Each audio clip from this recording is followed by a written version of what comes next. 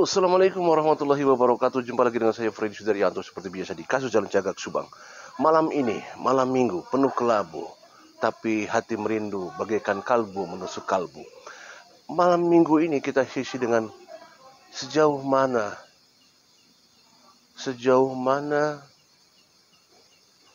gap atau jarak hubungan antara Pak Yosep dan Yoris.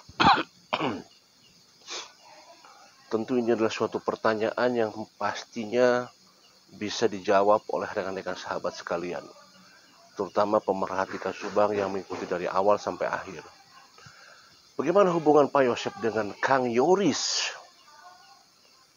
Kita lihat di awal-awal sempat terjadinya semacam saling tuduh menuduh antara Pak Yosep dan Yoris. Pertama diawali waktu masalah yang masuk ke TKP di tanggal 19. Dikatakan bahwa Pak Yosep tidak masuk ke dalam TKP. Itu informasi dari Pak Mulyana. Kemudian juga kata Yoris bahwa Pak Yosep masuk. Malah sempat mengambil pool golf katanya. Itulah awal-awal seperti itu. Kemudian juga ada lagi pernyataan-pernyataan dari Kang Yoris juga dari Pak Yosep. Sampai akhirnya Yoris didampingi oleh satu PH, yaitu PH Pak Ahmad Topan Sudirjo ATS Novo bersamaan dengan Danu. Ya, di sanalah terjadi mulai adanya dari Pak Yosep ke Yoris, Yoris ke Pak Yosep saling memberikan tuduhan-tuduhan seperti itu. Nah, itulah yang kita tahu. Sampai akhirnya Yoris kembali kepada berpindah dari Pak Ahmad Topan, kemudian berpindah kepada Pak Rohman Hidayat. Sempat kita ketahui di sana adanya seperti bahwa Yoris kembali kepada Pak Yosep bersama dengan Pak Yosep. Tapi akhirnya balik lagi Yoris tidak berpihakkan, akhirnya netral. Karena ada sesuatu hal pada saat mau mengembali ke yayasan, tapi ada sesuatu hal. Pertanyaannya kembali dari awal, sejauh mana hubungan antara Yoris dan Pak Yosep? Kita ketahui disampaikan oleh Yoris bahwa Pak Yosep tidak mendapatkan penghasilan. Yang mendapatkan penghasilan hanya Yoris, almarhumah Ibu Tuti, almarhumah Amelia. Kita tahu berapa jumlahnya. Pak Yosep tidak mendapatkan. Ya, akibat dari apa itu? Ya. Kemudian bagaimana sejauh mana Yoris kepada Pak Yosep terutama berhubungan dengan masalah keuangan. Ya. Sejauh mana kepercayaan Kang Yoris kepada Pak Yosep? Masalah keuangan. Saya katakan Yoris kepada Pak Yosep karena adalah sumber keuangan. Ya, Pak Yosep memang tidak mengendalikan masalah keuangan. Nah, sekali lagi sekarang bagaimana hubungan antara mereka sejauh mana? Apakah baik-baik saja? Ya. Kita lihat di rekonstruksi kemarin. Kita lihat ada pemandangan yang kalau saya lihat ada pemandangan yang saya sendiri menjadi miris sebenarnya. Tetapi ya mungkin ada sebagian orang mewajarkan, sebagian orang juga miris. Kenapa? Kita lihat pada saat rekonstruksi begitu banyak masyarakat di belakang bersorak-sorak, terutama hampir di atas 70% bersorak-sorak meneriakan atau semacam membuli kepada Pak Yosep. Hampir di atas 70%. Ya. Begitu disorak-sorak Pak Yosep pada saat rekonstruksi. Sampai ada semacam gerakan-gerakan dari salah seorang yang seperti begini, ya, memberikan kayak macam jerigen gitu ya. Seperti. Dan itu pun dilakukan oleh Yoris di depan para penonton lah, sekarang kalau katakan penonton yang melihat gitu kan.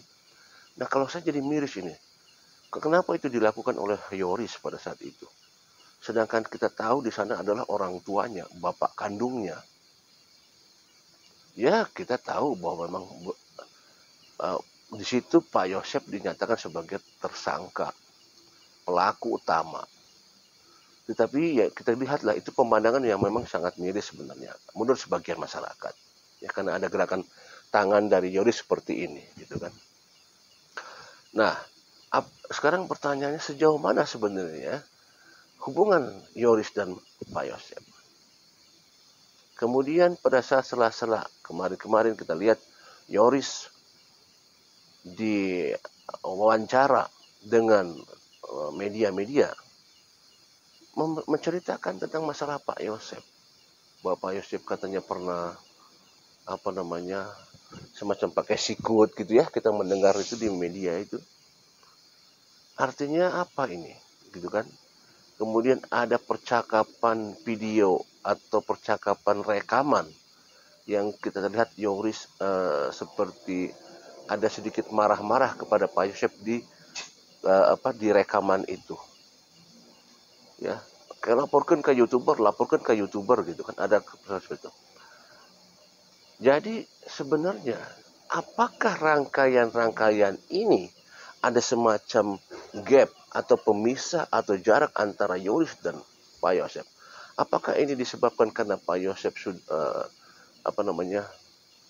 memilih untuk melakukan poligami sehingga itu jadi pemicu atau penyebab daripada hubungan Yoris dengan Pak Yosef menjadi agak sedikit tidak harmonis? Apakah mungkin seperti itu?